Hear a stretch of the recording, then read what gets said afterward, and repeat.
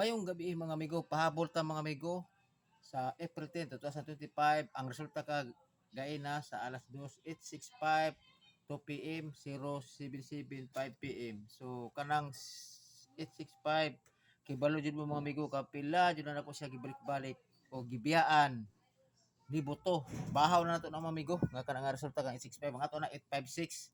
Sayang jud kaayo pero sa taman di jud para sa to ah. Pahabol ta mga amigo, mubunta karon ako ang lasto karon 25 ug toto pwede niya parisan sa lugar na lasto. So ako 25 na 125 ug 025 target rumble sa toto 3 toto og 6 toto target rumble. Yun akong bispik 025 og 3 toto target rumble, pero kung mag twist mo 502 kana mo ako best mo nako